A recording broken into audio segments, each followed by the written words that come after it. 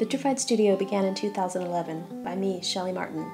It was a dream of mine since learning to throw pottery in architecture school, to someday have a small studio of my own to make pots for friends, family, and to fill my own cupboard. My partner Mitch and I have moved from coast to coast, searching for a place to call home.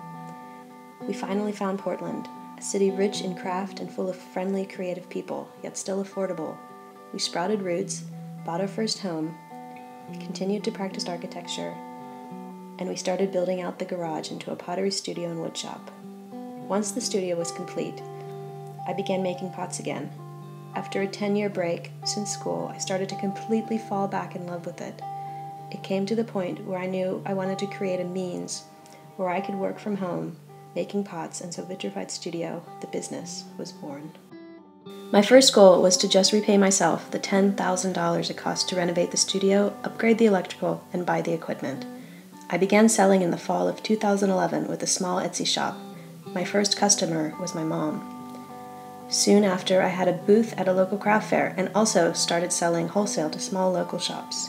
In April of 2013, I started full-time with Vitrified Studio. As Vitrified Studio grows, it still maintains its core mission: to make pots that I love to share with others. Making with my hands, each piece is unique, and the forms evolve and change constantly. There's no factory, no production line, just a constant movement in the work as I grow and learn. It all gets translated through my hands into the finished pieces. Vitrified Studio is a home-based ceramics company. That is important to me right now. My commute is a quick walk out my back door. My studio mates are my dogs, Lily and Arthur, with an occasional friend learning to throw beside me in the studio. I have porch sales. I sell in local art and craft fairs. I walk boxes of finished pots up the street to share with businesses and galleries.